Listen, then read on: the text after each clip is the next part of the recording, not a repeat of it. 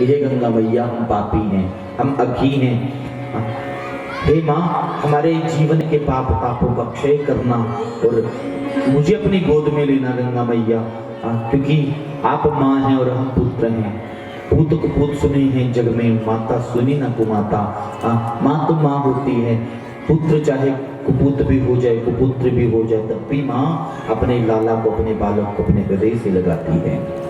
इसीलिए ऐसा कह के गंगा जी में प्रवेश करना चाहिए। कितनी देर स्नान करना चाहिए गंगा जी में, ये भी नियम है। कई बार लोग उतरने के बाद निकलते ही नहीं बाहर। गंगा जी में मात्र 30 सेकंड का स्नान बताया गया है। कितनी देर का? आधे मिनट का। 3 डुबकी लगाएं और डुबकी लगा के अगर मंत्र जाप करना है, ध्यान करना है तो तीर्थ पे आके किनारे आके बैठ जाएं, आसन बिछाएं और वहां पे बैठ के जितनी मर्जी देर चाहे आप जप करें, पाठ करें। स्नान के बाद ध्यान जरूरी करना चाहिए, जरूर करना चाहिए ध्यान, और ध्यान के बाद दान जरूर करना चाहिए। ये नियम है। वहां पे दान करके उसके पश्चात वस्त्र, अगर जिन वस्त्रों से वस्त्रों सहित स्नान करना चाहिए गंगा जी में, और जैसे ही स्नान करें तो निकल के दूर जाके प्रसादन अर्थात वस्त्र बदलने चाहिए। वो वस्त्र फिर गंगा जी में नहीं डुबोने चाहिए दोबारा। हो सके तो जिनमें स्नान किया उनको वहीं दान करके आ जाओ वस्त्रों को, और उसके बाद फिर ध्यान दान करके वहां से गंगा जल साथ लेके चल पड़ो। ये ना सोचो कि हम हरिद्वार आए हैं तो हम आगे भी मंसूरी घूमने चले जाएं, नैनीताल चले जाएं। तीर्थ का मतलब तीर्थ होता है। अगर हरिद्वार गए तो हरिद्वार से स्नान करके सीधे अपने घर वापस आना चाहिए या किसी दूसरे तीर्थ पे जाना चाहिए।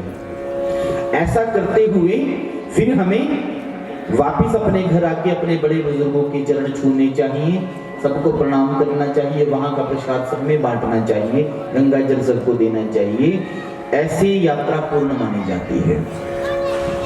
ऐसा पहले हम करते थे, हमारे बड़े बुजुर्ग यही बात सिखलाया करते थे हमें कि जो कोई गंगा का दर्शन करके आता था, किसी तीर्थ का दर्शन करके आता था, सामने वाला अगर उसका दर्शन कर लेता था, उससे मिल लेता था, तो उसको भी वही फल प्राप्त हो जाता है जो फल स्नान करने वाले को हुआ है।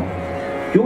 क्योंकि वो शक्तियों को संजो के आता है, तीर्थ से शक्तियां लेके आता है अपने साथ, और इसी का फल सामने वाले को भी मिलता है, पूरे परिवार को भी मिलता है, पूरे कुल को भी मिलता है। रात्रि में कभी नदियों में स्नान नहीं करना चाहिए। यही नियम वृंदावन का है, यही नियम अन्य तीर्थों का है। आप चाहे काशी जी चले जाओ, या आप चले जाओ बद्रीनाथ, या आप अन्य किसी तीर्थ पे चले जाओ, आप सबका यही नियम है। प्रभु सदगुरुदेव भगवान आगे चल के कथा सुनाते हैं रास पंचाध्यायी की। ये प्रसंग बहुत व्यापक है, थोड़ा सा स्पर्श करते हुए हम निकलेंगे। कभी भागवत कथा हो तो उसमें पूर्ण प्रसंग सुनाएंगे। अभी मात्र स्पर्श करते हुए कि मेरे भगवान ने वृंदावन में ब्रज का रास किया है, ब्रजरास। गोपियों को जो भगवान ने आश्वासन दिया था श्री राम जन्म में, ये गोपियां कौन थी? ये श्री राम जन्म के बिछड़े हुए वो संत थे जिनको भगवान ने आश्वासन दिया था कि हे महात्माओं, इस जन्म में तो नहीं परंतु कृष्ण बन के मैं तुम्हारी अभिलाषा पूर्ण करूंगा। और इसीलिए आज वो ब्रज गोपियां, वो जो संत थे ना, वो ब्रज गोपियां बनी हैं, और इन्हीं को ये आश्वासन दे के भगवान ने आज इस निधिवन के रास में बुलाया है। प्रभु रास कोई जगत की कथा नहीं है, रास पूर्ण पुरुषोत्तम ब्रजेंद्र नंदन पूर्ण पुरुषोत्तम परमात्मा की पूर्ण लीला है, जिसमें वही प्रवेश करता है जिसके मन में भगवान के लिए कोई शंका ना हो।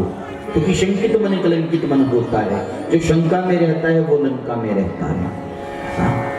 इसीलिए शंकित मन का रास में प्रवेश नहीं हो सकता, कलंकित मन का रास में प्रवेश नहीं हो सकता।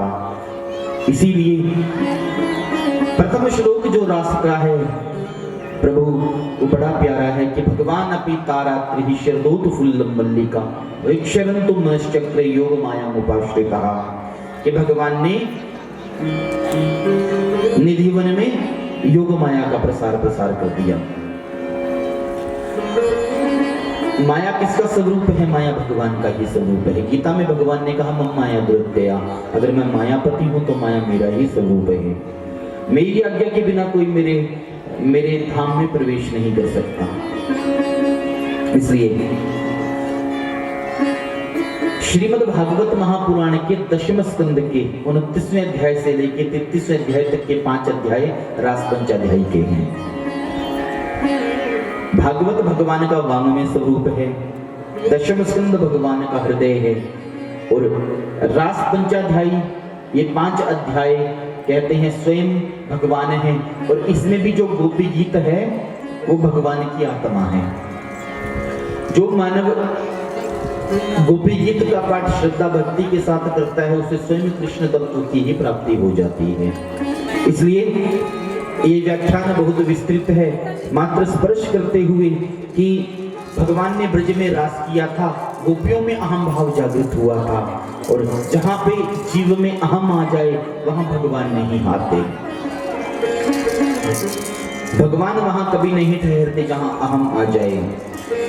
इसलिए भगवान उनके मध्यंतर ध्यान हुए और गोपियों ने फिर इस गोपी गीत को गाया था, जिससे उन्हें फिर से भगवान की प्राप्ति हुई थी।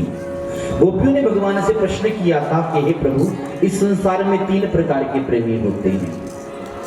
एक प्रेमी होता है वो जो किसी से प्रेम के बदले प्रेम करता है। एक प्रेमी होता है वो जो किसी से प्रेम तो करता है पर उसके बदले प्रेम नहीं चाहता। एक प्रेमी होता है वो जो इस संसार में सबसे प्रेम करता है, परंतु वो स्वयं ये नहीं जानता कि उससे कौन प्रेम करता है। हे गोविंद, इन तीनों प्रेमियों में से आप हमारे कौन से प्रेमी हो? भगवान ने कहा, हे ब्रज गोपियों, तुमने पहला प्रश्न किया, इस संसार में एक प्रेमी होता है वो जो किसी से प्रेम के बदले प्रेम करता है। हे गोपियों, उस प्रेम के कोई सौहार्द नहीं होता। ये इस संसार का झूठा प्रेम है कि कोई प्रेम के बदले प्रेम करे तो फिर स्वार्थ हो गया, स्वार्थ में भगवान नहीं हो सकते। तुमने दूसरे प्रेम की चर्चा करी है कि प्रेमी होता है वो जो किसी से प्रेम तो करता है पर प्रेम के बदले प्रेम नहीं चाहता। ऐसा प्रेम है हमारे गुरुजनों का हमारे लिए, हमारे माता पिता को का अपनी संतानों के लिए, कि गुरुजन अपने शिष्यों को इसलिए नहीं पढ़ाते कि ये बड़े हो के मेरी सेवा करेंगे। माता पिता अपने बच्चों की पालना पोषण इसलिए नहीं करते कि बड़े हो के हमारी सेवा करेंगे। उनका कर्तव्य है ऐसा करना, वो करते हैं और करके, और जो ऐसी आसक्ति रखते हैं वो दुख उठाते हैं। क्योंकि जिन बच्चों की आप पालना पोषण कर रहे हो ना, आप कभी ये आस मत रखना कि ये भी हमारी ऐसी सेवा करेंगे। अगर ऐसी आस रखोगे तो दुख उठाओगे प्यारे। क्यों? क्योंकि आपके जीवन में अगर आपने सत्कर्म किया होगा तो स्वतः आपकी सेवा करेंगे, नहीं किया होगा तो नहीं करेंगे।